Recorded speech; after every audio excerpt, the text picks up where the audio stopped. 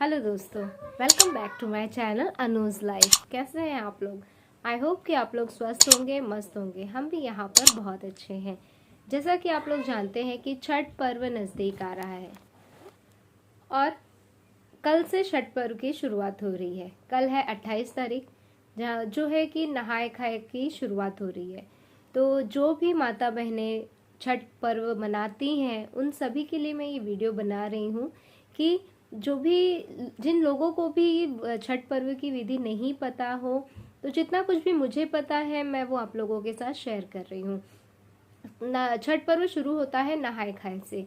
ये टोटल 4 दिन का व्रत होता है, 4 दिन का फंक्शन होता है, 4 दिन का त्योहार होता है।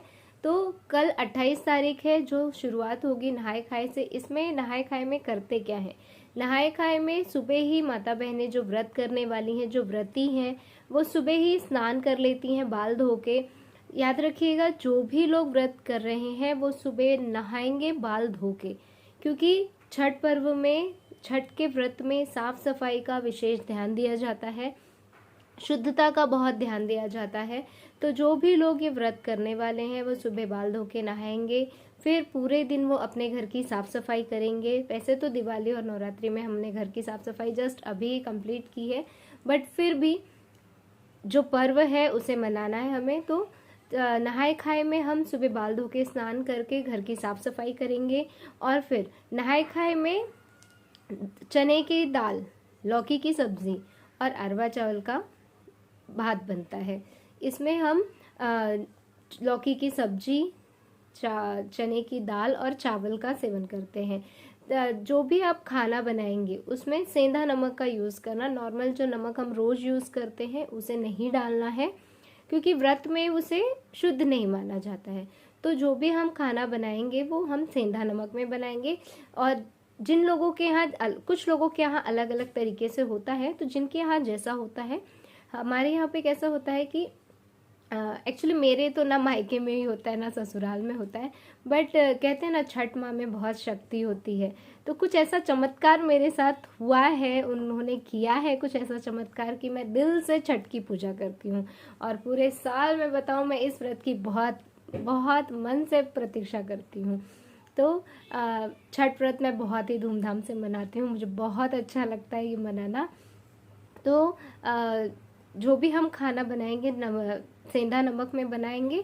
और फिर सुबह जब कुछ लोग कैसा होता है ना 11 साढ़े 11 बजे 12 बजे दोपहर में ही खा लेते हैं, तो कुछ लोग शाम को खाते हैं। एक टाइम खाना होता है, ये नहीं है कि पूरा दिन खा सकते हैं। नहाए खाए है तो हम पूरे दिन खाते रहें, ऐसा नहीं है। हमें नहाए खाए में सुबह या तो हम सुबह एक बार खा लें या तो फिर शाम को एक बार खा लें। अगर हम शाम को खाना खा रहे हैं तो सुबह पूरा दिन हम नहीं खाएंगे। हाँ, अगर दवा वगैरह हमें खाना है तो सुबह चाय वगैरह ले सकते हैं, बट ये नहीं कि पूरा दिन खाते रहो। पानी वगैरह हम पी सकते हैं। रोटी वगैरह जो है वो हम सिर्फ एक टाइम ही खाना खाएंगे, रोटी वगैरह नहीं खाना है, अवॉइड ही कीजिए। तो शाम को जो भी है व्रत कर रही हैं वो सुबह शाम को चावल मीन्स भात, लौकी की सब्जी और चने की दाल। कुछ लोग लौकी की सब्जी और चने की दाल मिक्स करके एक ही साथ बनाते हैं, कुछ लोग अलग अलग बनाते हैं। और जिनको पकौड़ी वगैरह खाना है वो भी बना सकते हैं, बट इसमें ध्यान रखिएगा कि लहसुन प्याज का इस्तेमाल ना हो। और जो लोग भी नॉनवेज खाते हैं वो नॉनवेज के बर्तन को अवॉइड करें, क्योंकि इसमें साफ़ सफाई का बहुत ध्यान दिया जाता है। तो जो भी है, जो भी लोग ये प्रसाद का खाना बना रहे हैं, पहले गैस को अच्छे से क्लीन कर लें, उसे गंगा जल से शुद्ध कर लें, अच्छे से गैस की पूजा कर लें, उसके बाद ये खाना बनाना स्टार्ट करते हैं। फिर ये खाना जैसे ही बन जाता है, थोड़ा सा चावल मतलब थोड़ा थोड़ा सारा खाना निकाल कर किसी पशु पक्षी के लिए रख दिया जाता है, या फिर घर में छोटी सी कन्या है तो फिर उसे खिलाया जाता है। उसके खाने के बाद जो व्रती हैं, जो व्रत करने वाली हैं, वो पहले खाना खाती हैं, सिंदूर लगाती हैं, फिर उसके साथ बैठ के घर के सभी सदस्य खाना खा लेते हैं। तो इस तरीके से हमारा नहाए खाए कंप्लीट होता है। और हाँ, एक बात मैं आपको बताना भूल गई कि सुबह जब हम स्नान करते हैं, स्नान करने के बाद हम सुबह सुबह सूर्य भगवान को अर्घ ज़रूर देंगे, क्योंकि हमारे छठ पर्व की शुरुआत नहाए खाए से हो रही है। तो हम सुबह सुबह अर्घ सूर्य भगवान को ज़रूर देंगे और छठ मैया से प्रार्थना करेंगे कि हे छठ मैया हमारा ये अर्घ ग्रहण करे सूर्य भगवान, और हम आज जो छठ पर्व की शुरुआत कर रहे हैं, जो व्रत की शुरुआत कर रहे हैं, उसे सफल बनाइए, जो भी संकट हो उसे दूर कीजिए और हमारे व्रत को सफल बनाने में हमारी मदद कीजिए। ये हम छठ मैया से, सूर्य भगवान से प्रार्थना करेंगे और इस तरीके से हम छठ की शुरुआत करेंगे। तो ये हमारे नहाय खाए की विधि हो गई जो मैंने आप लोगों के साथ शेयर की। और एक चीज़ मैं आप लोगों के साथ शेयर करना चाहती हूँ, कभी कभी ऐसा होता है ना कि लेडीज़ का तो ये प्रॉब्लम है ही, तो मैं आप लोगों के साथ शेयर कर रही हूँ कि कभी कभी कुछ लोगों के साथ ऐसा हो, मेरे साथ भी पर्सनली ऐसा हुआ है। ऐसा हो जाता है कि हमने छठ की शुरुआत कर ली और हमें पीरियड्स आ गए, तो हम क्या करें उसमें। अगर घर में कोई नहीं है, जैसे कि घर में हम अकेले हैं और छोटे छोटे बच्चे हैं और हमें व्रत करना है, तो हम कैसे करें। अगर घर में कोई नहीं है, हमने व्रत की शुरुआत कर दी है, जैसे हमने नहाए खाए कर लिया है और सडनली हमारे पीरियड्स आ जाते हैं, तो हम बीच में व्रत को स्टॉप नहीं कर सकते, हमें वो व्रत कंटिन्यू करना ही है।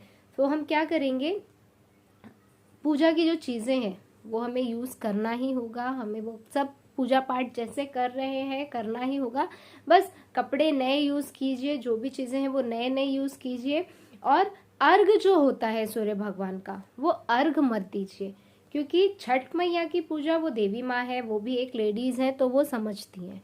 इतना ये बाउंडेशन जो होते हैं वो हमने ही बनाए हैं, तो ये पूजा पाठ हम कर सकते हैं, पूजा हम बीच में नहीं रोक सकते, लेकिन जो अर्घ देना है वो हम नहीं दे सकते।